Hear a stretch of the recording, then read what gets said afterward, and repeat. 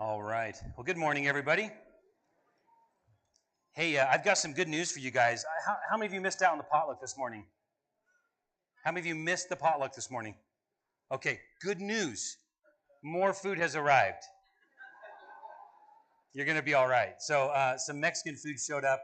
Gloria from Pizza Hut's loving on us again, and we never know when it's coming. It's not like the manna that would show up at the same time every time. It's like, yeah, this is the stuff that comes in special orders. So it's like the quail or something. So anyway, that's here today. So if you don't have lunch plans, please stick around and help us eat that. There's a lot. So I think she's planning for like 200 or something. I don't know what she's planning for, but it's a lot. So we would love to have you join us in the back afterwards. The tables are still set up. And so after it's over, if I forget to say something then, there is food. Please stick around. Eat as much as you want. Take some home. Anyway, so we're going to do something different today.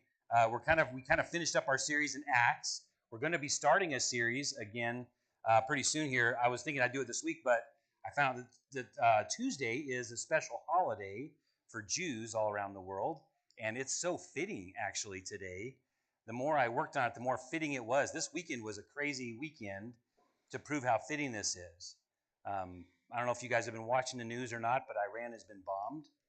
And Khamenei, the guy that's been making everybody in his country and multiple countries around him chant death to America, death to the Jews every day in school, every day before work. This is something they do on a regular basis. He's been killed.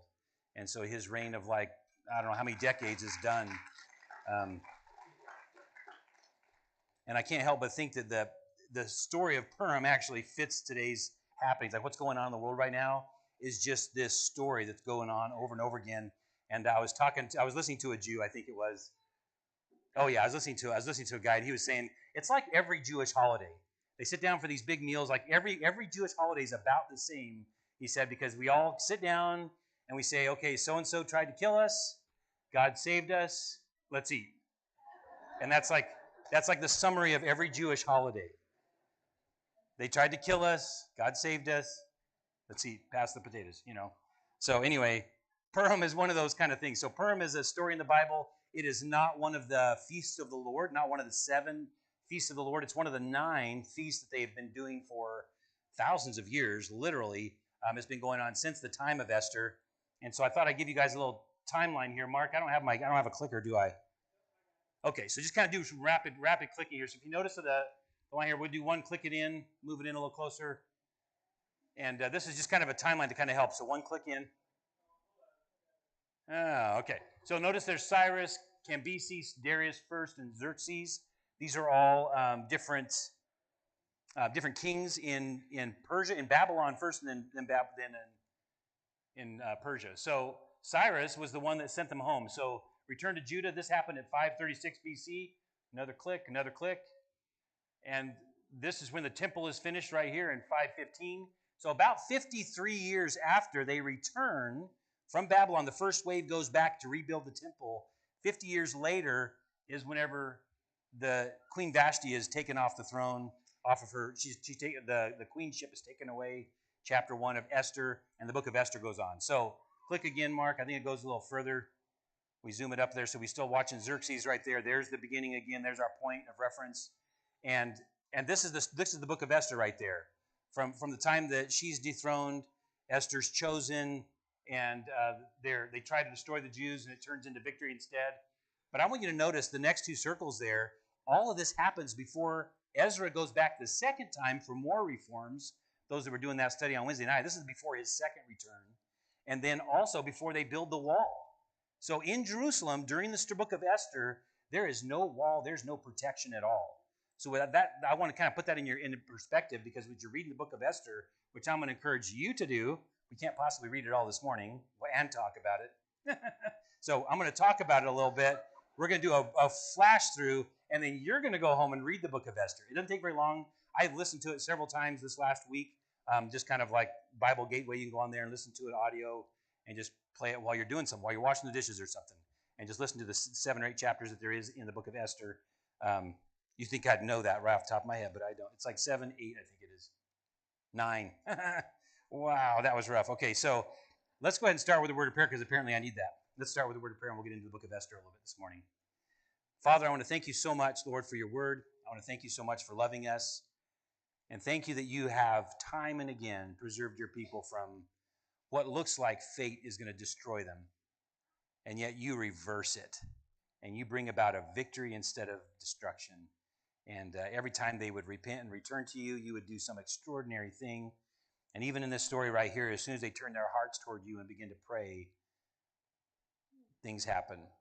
And the craziest fate reversals happen. So Lord, I pray that you'd help us as we look to this book today, that we'd be excited that you are the kind of God that keeps his word, that always keeps his promises, and nothing happens that's not part of your plan. Lord, help us to watch over us this morning. Help us to see what we need to see and hear what we need to hear this morning. In Jesus' name I pray. Amen. So I was trying to decide on a good title for the message today, besides Purim. And the first thing was the unseen providential hand of God. I feel like there's something about this book. I don't know if you realize this, but this is one of the books in the Bible that did not get picked right away. Did you know that? It took them a while to put Esther into the 66. And the reason why it hung out there and didn't get in right away was not because there was errors in it or because it was written wrong. There was a problem with the author did not ever mention the name of God. Isn't that a little bit odd? You'd have a book about God protecting the Jews, and his name is never mentioned. There's a lot of different theories on this with rabbis. One of the rabbis that I listened to said, maybe one of the reasons why is because of Deuteronomy, I think it's 31. Deuteronomy 31, God promises to hide his face from the children of Israel if they are disobedient. And so maybe that's why his name isn't mentioned, is because they're not. These are the ones that are back in Persia. They should have gone back home, right? They should have gone back with the first wave. What are they doing there? And so it almost kind of taints the hero of the story, right? Why is she still there? Well, I'll tell you what, I bet Esther was not 53 years old. And that's how much time there was, right? Before the beginning of the story. So you can question her parents or her grandparents, but don't be putting that on Esther. She wasn't even born yet. So there's no way she's like 53 and like the most beautiful in the land. Just saying. So I'm pretty sure she was younger. Just guessing. That's not a bad thing. That did not come out well. All right. Although there was Sarah, right? Sarah was like beautiful at 90 years old, and kings are still like tripping over themselves to be with her. So yeah, maybe that was a bad thing. Okay. Scratch that from the record. Too bad this is on Facebook. Okay. So one of the things about Purim that I really liked is that there's all these traditions that have been passed down. Any traditions they have is solely from the book of Esther or any kind of oral tradition that the Jews have come up with. So here's some of the traditions. I don't know does anybody know, what are some things they do on Purim? Does anybody here know? I know there's some Jews in the room, but. Here in Israel, it was a day that everybody would dress up.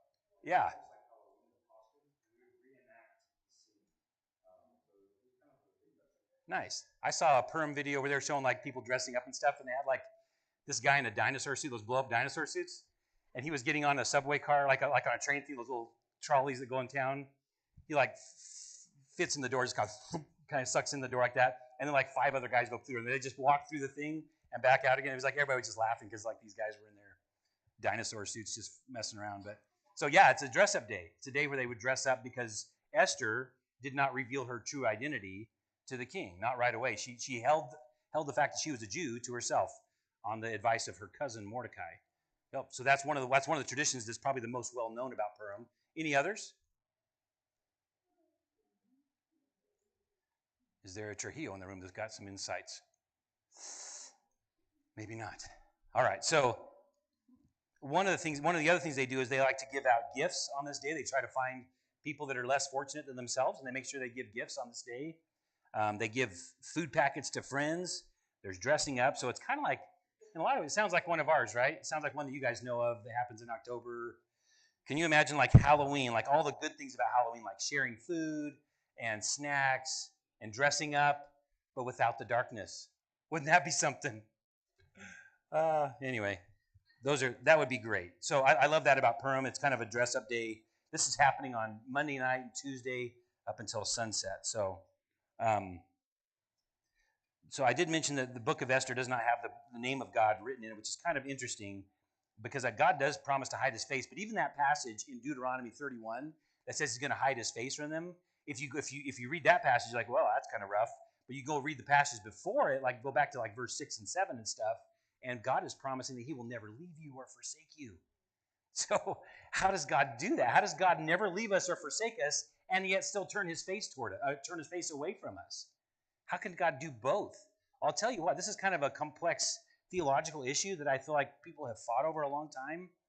I want you to know that your choices will separate you from the favor and the blessing of God. Like, it doesn't mean that God isn't loving you or that he's not blessing you still, but you're not going to feel it because you're out of fellowship with him. Okay? But I also want you to know that even though you have all these choices and you can actually choose to walk away from God, it doesn't mean that you can thwart God. God is still going to accomplish his purpose even if he has to deal with faulty people, because he always has to deal with faulty people. We're the only thing he's got to work with down here. So he's kind of stuck with us, and he uses us, which I think is amazing. So even in a story with people who probably should not have been in Persia, that's my little personal opinion, maybe they should have been. There's people in Persia, they should have been in Israel. God maybe has his back toward them, but you cannot miss the hand of God in this story. It is so clear on every chapter that God is working behind the scenes. So I think that's a really cool thing about this book and about this holiday. And it's a climax actually to a story that's been going on for hundreds of years, if not 1,000 years at this point. So this story goes way back. And you really need to know it, understand the story, to understand the power of this book of Esther, because it's a climactic, long-time story to go back to the beginning of the story. Do you guys know where the story of Esther really begins? Way back at the beginning of Israel, when they are first founded as a nation, one of the worst people that came after the Jews was the Amalekites.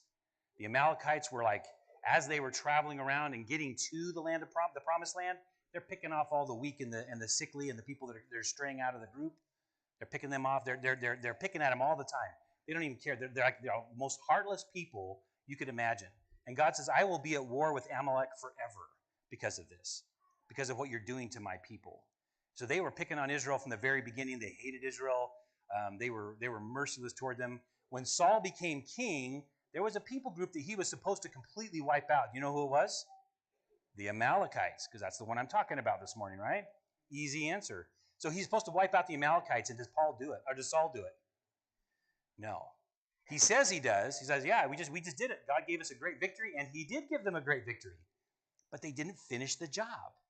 And whenever Samuel gets there, he's like, what is the bleating of these sheep in my ears and the lowing of this oxen? He's like, well, we did save some for sacrifices. Yeah, that's it. We were going to give them as sacrifice to the Lord. No, they weren't. They were saving some of the good stuff. They were supposed to destroy everything as an offering to God because God was so angry with these people. So the king was spared. He didn't last because Samuel came in there and killed him right there in front of Saul. He's like, you guys were supposed to kill these people. So he did that, and Saul lost the kingdom. And from that moment on, it was supposed to be someone else. God was done with Saul at that point because this was such a bad, grievous mistake. So not only did they not kill the king, apparently other people survived. And we'll come to that later on. Okay, so there's survivors that left. The Amalekites survivors come back in the book of Esther and are still going to harass the Jews. They still hate the Jews. So if they don't finish the job, it'll keep on coming back. And by the way, this is going on right now too, right? With Israel. They got to finish the job or else it'll keep coming back. And our politics need to stay out of it. Anyway, Haman was a descendant of the Amalekites, who were the arch enemies of Israel, and I already talked about them. So here's another little fun tradition they do. Whenever they read the story of Esther, I'm almost going to read a few passages out of here. When they read the story of Esther, they like to do like a melodrama. You guys know what a melodrama is, right? So when you hear the word Haman, you're actually supposed to go, boo! Can you do that? So I'm going to be talking about Haman. There you go. Weird, huh? To do that in church? Anyway, so they do this all the time. And when I talk about Mordecai, he's the hero of the story, so we say, yay! And then we talk about Esther, she's the heroine, so we're like, aw. So give me your little best, aw. Good, all right. I don't know how to spell that, but I did write it in here, but I don't know. I think I spelled it wrong. Typical story of my life, spelling things wrong. Okay, so Mordecai and his cousin Esther are from the tribe of Benjamin. So Benjamin is really interesting because do you know what Saul's tribe was? Take a wild stab. Benjamin. So now you have ancestors of Saul against the ancestors of Amalek. How crazy is that? Showing up hundreds of years later in the book of Ruth, or the book of Esther, in a different country. Oh, see, she's on it. She's on. So I'm going to say, you could do it all day if you want, I guess, but I was going to say when I'm reading the scriptures. So otherwise, it might just go on and on. Esther. Now, see, you guys are going to do it anyway. So let's see. We're going to do a fly through of Esther. Oh, I was going to do another thing here. So Mark, click one ahead. I think there's a black screen, and then there'll be the next one. So does anybody know what Esther's real name is? Hadassah. Hadassah is her real name. Does anybody know what Hadassah means? This is like next level quiz stuff, right? Does anybody know what Hadassah means? It means myrtle. So it's like a myrtle tree. These myrtle trees are really, really easy to grow in Israel. They're kind of native to the land, and they're either going to be white blossoms on the blossom tree, on the myrtle tree, or it'll be pink blossoms. So this person's got their whole yard decorated. Isn't that beautiful? They're not really a big stout tree. They're just beautiful. They're just rugged. They're beautiful. They last well. They are very hardy, and they can survive in the rough climate of Israel. So they're a local. It's a local beautiful plant. So they named their daughter after a local beautiful plant that flowers all the time. That's kind of cool, right? So they thought she was beautiful. And what does that tell you about the parents, you think? How did the parents feel about Israel? I have a feeling they loved Israel. Maybe her parents tried to go there. Maybe things went badly for them. I don't know. The Bible doesn't tell us. All the Bible does tell us is that she's an orphan. Esther's an orphan. And who is she raised by? Yeah. Mordecai. Yay! All right. So she's raised by her cousin. Is that usually the first person to take care of somebody when someone dies? Like if my kids died, we had like an idea of which aunts and uncles would take care of our kids.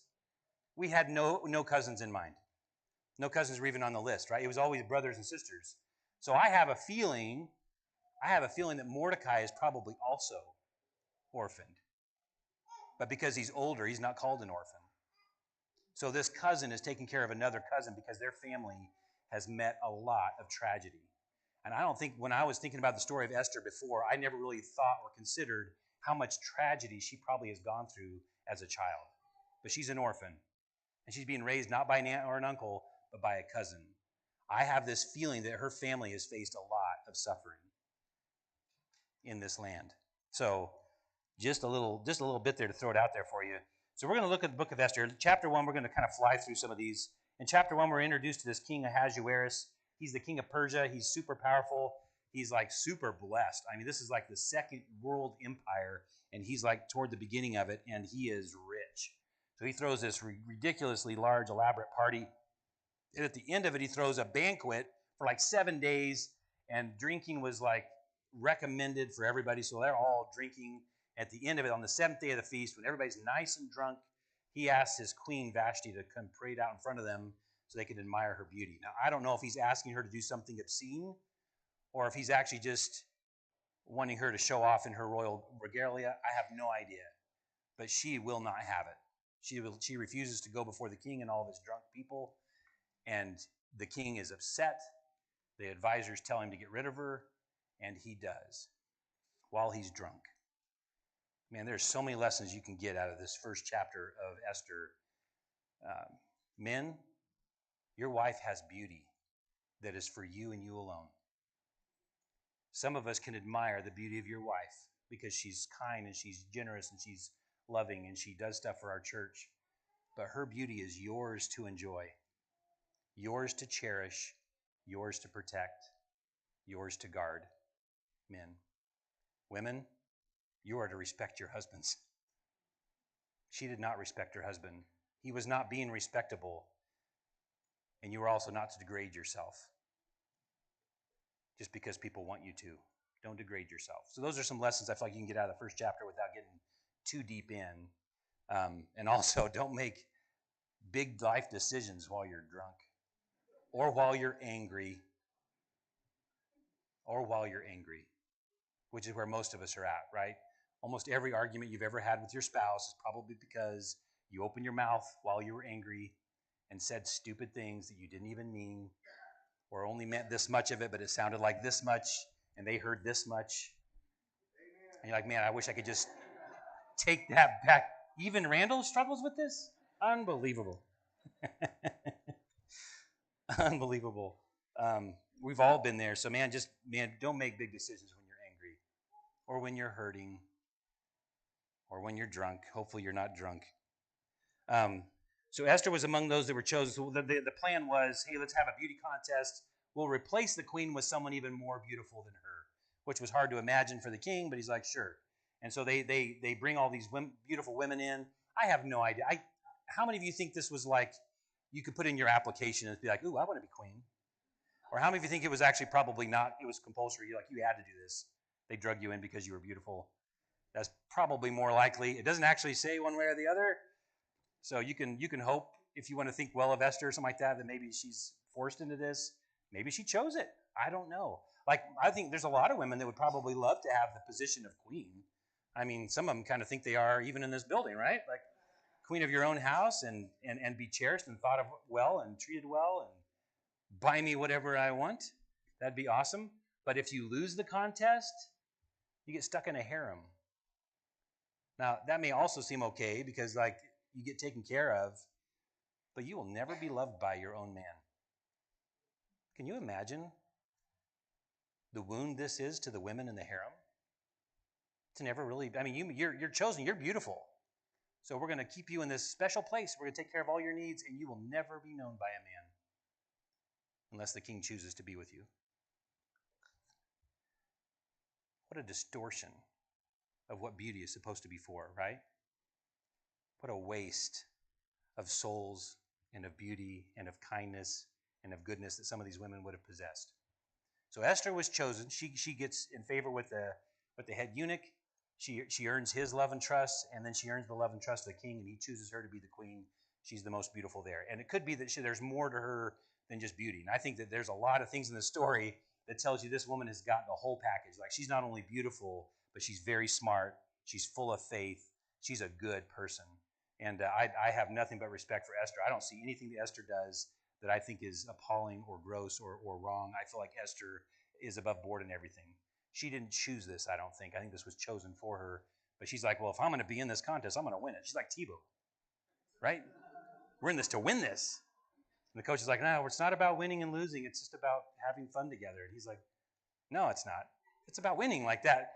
He's like, Coach, you're wrong. It's about winning. And so Tebow's dad had to come and talk to Tebow. So he pulled Tebow aside. I love that story that you guys were referencing this morning. Pulls me aside. He's like, the coach just doesn't understand. You're right. The coach doesn't understand. So she's in it to win it, and she does win it, which I think is really cool that she's in this place. But then in Esther chapter 2, it kind of gives you a little bit of backstory. I've already kind of mentioned this before, that she's an orphan. No, I've already covered that. We're not going to do that again. Okay, so chapter 2 of the book of Esther kind of ends. You can turn that off, Mark, or I guess you could leave it there. So do the next one. The next one kind of shows you, I didn't tell you what Esther, did anybody know what the word Esther means? Esther means, Hadassah means myrtle. That's the myrtle tree with blossoming flowers on it. The word Esther, Mordecai chose the name Esther for her and told her, keep your Jewishness to yourself. Don't tell them. So Mordecai might be the one to blame why they're still in Persia. But he has a place of influence there. And maybe he's just like Ezra and Nehemiah, both go back to Persia. They go back to the place of power and the place of influence. Even though their heart is in Israel, they go back and they still prepare. They still work with the king. They still make sure that everyone's protected back home. So Mordecai may have had that same heart, that same mindset. To protect my people who are unprotected in the land, I got to stay here and make sure the king is with us.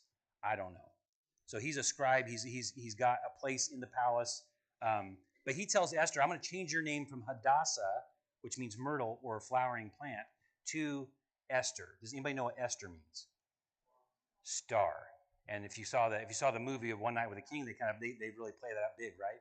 And that one's kind of an interesting one. Yes and no, right? It's got some good stuff, some bad stuff in it.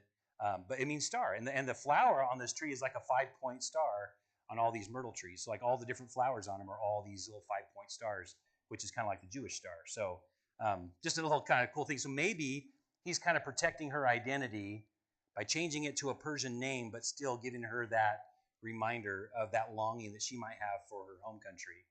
And don't forget about what makes you the most beautiful, Esther, is your heritage. Even though I want you to keep it to yourself, this is something that's very beautiful about you. So anyway, that's kind of that. You can turn to the next one or just leave it at the flowers.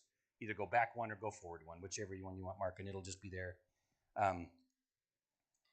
So at the end of chapter 2, this weird little thing happens where Mordecai overhears a plot to kill the king, and he tells the queen about it because he can get word to her, and the plot is stopped. And does Mordecai get thanked? No. He doesn't get thanked or rewarded. In fact, the opposite happens. Haman gets advanced. Yes, that's right. So let's look at chapter 3, and for sure you can do it when I'm reading it. So here we go, chapter 3. The first couple verses of chapter 3, it says, after these things, King Ahasuerus promoted Haman, the son of Hamadiah, the Agagite. You guys know who Agagite is? That's not a real people group, is it? What was the king's name of Amalek? Agag. So he's a survivor of the royal family of Agag. So not only did they not kill the king, they must not have killed the wife either. And she got off with one of the kids, at least one. And they have been raised in this gloom and doom that their family, that their world has been destroyed. I'm supposed to be royalty, and now I'm nothing, living as an exile somewhere. And these Jews killed my family. And I will hate the Jews forever. And I will teach my kids to hate the Jews, and my kids' kids, and their kids, and their kids. And here they are, centuries later, still hating the Jews. And he's getting promoted. Of all the people in the world to get promoted, instead of Mordecai being promoted, it's him. Thank you. All right, so Haman, the son of Hamadiah, the Agagite, good, and advanced him and set his seat above all the princes who were with him. Kind of a crazy thing, and I'm just reading portions here. Let's skip down to verse 13. When I start reading again, I guess. Let me kind of give you a little summary of the rest of this here. So Haman, when he finds out, so he gets promoted, and guess who does not bow down to him like everyone else is supposed to? Yeah, he will not bow down to this wicked man who is a descendant of King Agag, of all people. So he won't bow down to him.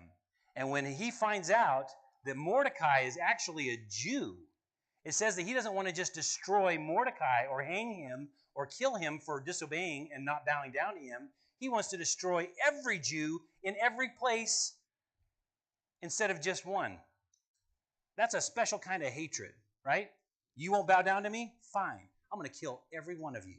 Every one of you and your family and everyone that's ever been related to you, like every tribe of Israel is going to be destroyed because you won't bow down to me. This guy has got an issue. He's got lots of issues. He is pure evil.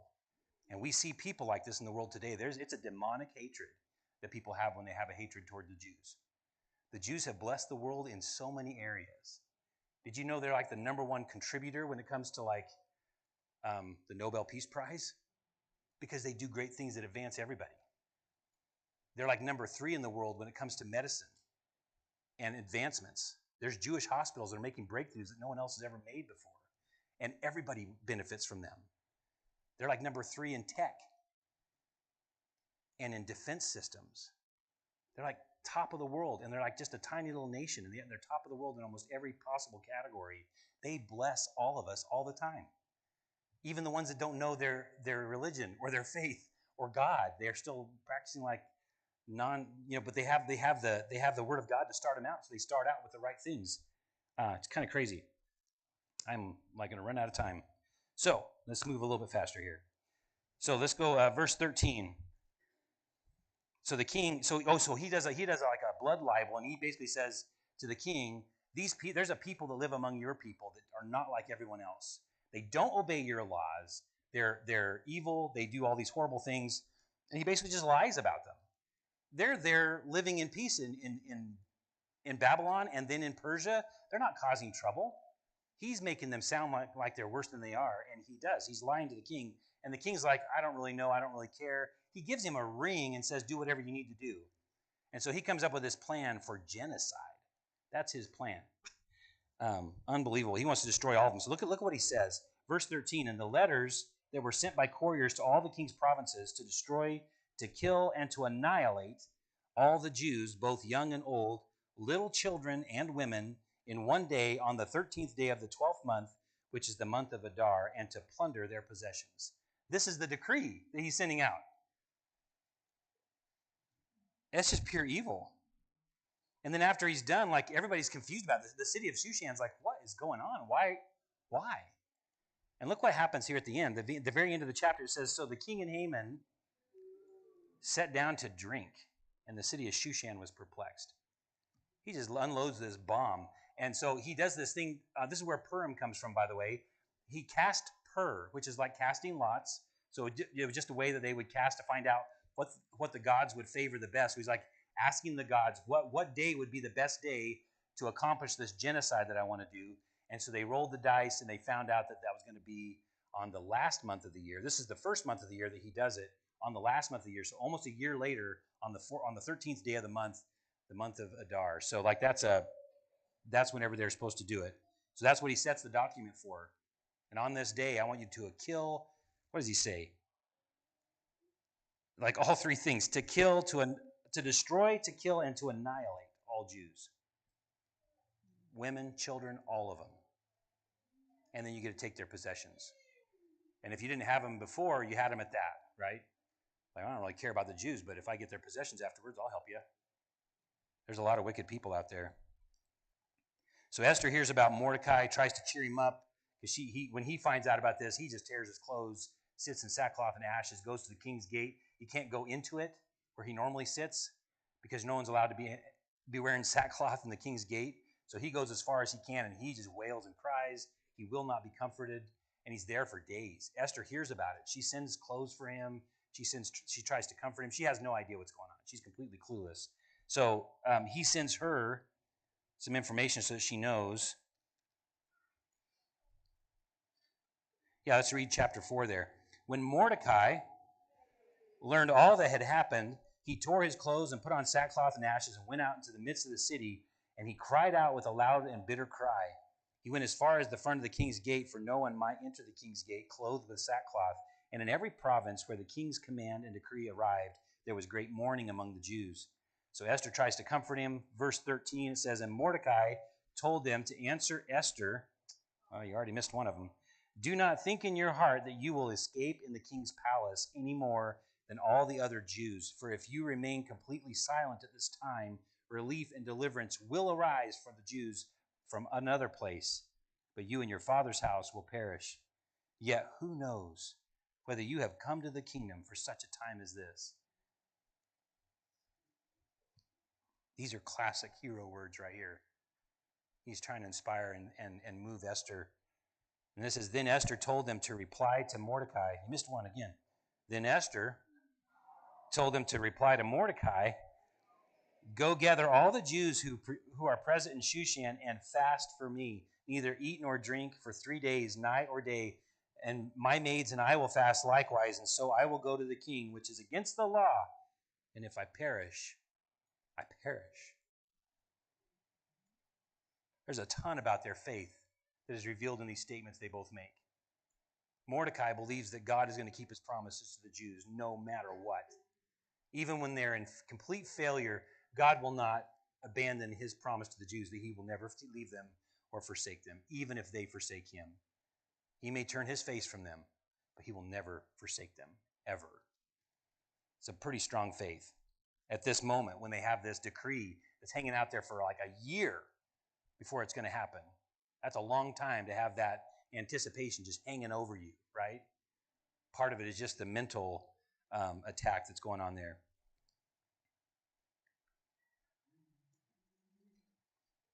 So there's a couple of things that he mentions here about his faith. One of them is that if you don't speak up against evil, you're not going to escape God's judgment. This is timely for us today. We have to speak. You can't just like allow evil to go on and never speak against it and expect God's blessing on your life. Especially in a country unique like ours is, where we actually have a say in it. We should have a say in it. You should speak up. Don't allow evil to happen around you.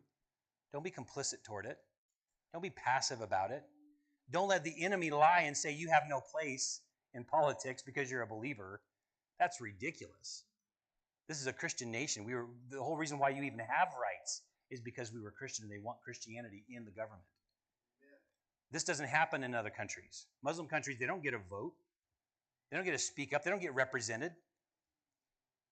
We do because we have faith and because it was set up by people like us who allowed for it. So be involved. I'm not ever going to tell you to not be involved in the political stuff that's going on. And I think it's stupid whenever people say things like, well, that's just a political thing to say. It's a right or wrong thing to say. Politics stepped into right or wrong, then we're going to deal with it. I'm not going to tell you who you have to vote for, but I'll tell you what, there's issues where there's some people that you absolutely should never, ever vote for because they're so wrong on the moral issues. Christians should be united. There should be no division among the church. There should be no question about our loyalty when it comes to things that we're voting on. It really shouldn't. So get politics out of your mind and just think we're going to do the right thing no matter what. So, and then Esther, man, what incredible faith she has to make the statements that she makes. She knows talk about someone who's being attacked as well. She hasn't seen the king at this point for like over a month. It's been a month since she's been called before the king. So she's dealing with her own insecurities. I mean, can you imagine as a woman chosen because you're the most beautiful in the world and the king chose you and then he hasn't even called for you in a month? Talk about feeling low. Talk about feeling like an attack on her own beauty, her own womanness, and her own desire to be wanted and needed by her husband. And he hasn't even said boo to her in a month. And now Mordecai's asking her to step in there and use her womanly charms. She's like, I have no womanly charms. He doesn't even want me anymore. He's moved on.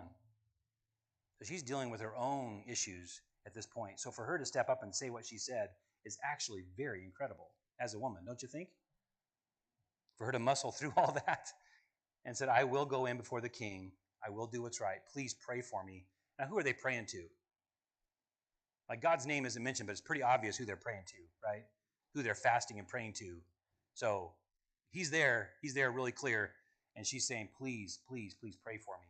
And then I will go and I will do this thing. And man, talk about boldness. I will go to the king, which is against the law, and if I perish, I perish. Man, the power of influence that women have if they learn how to use it well with respect to their husbands, man, you will influence us like you have no idea how much influence you can have over us if you do it with respect. And she does. She's not trying to manipulate the king here. She's trying to save her own life and the life of her people. She's trying to stir up in her husband the hero's heart that's going to do the right thing for his people instead of a blood libel that was trying to deceive him. So I'm going to skip ahead here and to just say, I want to encourage you guys to read this book. It's actually an amazing book. Chapter 7 is like the big reversal. That's the big reversal. So Haman, who wants to destroy Mordecai, has the roles completely flipped on him. And even though he wants to destroy, he makes a gallows to hang the man, goes to the king to ask him permission to hang Mordecai. And the king's in there like thinking, I never rewarded that guy in chapter 2. What's happening here? So he like looks up the books and he just can't sleep one night. He looks up the books and finds out he hasn't rewarded this guy. Well, that's a shame. I should have rewarded him. Yeah, you should have. That was also of God, by the way.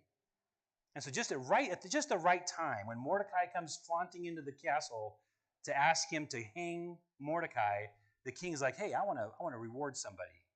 And Haman thinks, well, who did he want to reward besides me? I'm so awesome. And instead, he asks him, would you go? And so he's like, I think you should let the guy wear like a king's robe and like ride on a horse that the king has and parade him through the street and have one of your officials lead him down the road and say, this is the one whom the king chooses to honor. And he's like, oh, that's great. That's good. That's beautiful. And Haman's thinking like, I'm ready to change my clothes and get on that donkey and go for it. And he's like, I want you to do that for Mordecai. Complete reversal. And this sick lunatic has to lead Mordecai through the city, proclaiming him to everybody. Because he is afraid of one man in the country, and that's the king. And that's the only one he's afraid of. he's utterly humiliated. And when he gets home and he tries to complain to his wife and his family, and he is just like, he is completely flipped on his head. And it keeps coming because that's the second night of the party that Esther has. So he goes to the party, and man, he gets exposed and destroyed. And man, it's a good story. You got to read it. Anyway, so I don't want to spoil it all for you. But I will say this. When you read the book of Esther, God always keeps his promises to us. Not just to them, God keeps his promises to us. And he also promised us never to leave us or forsake us. And he gives us the Holy Spirit to prove that to us. I think that's awesome. Everything that happens in your life happens by design or permission. By design or permission, everything in your life, good, bad, ugly, indifferent, everything's happening by the design of the one who actually is in control. And God is working all things out for our good and for his glory all the time. All the time.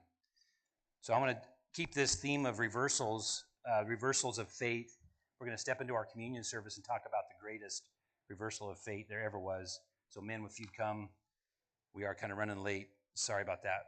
This won't take very long, I don't think, but we'll have the men come, and we'll change gears a little bit here.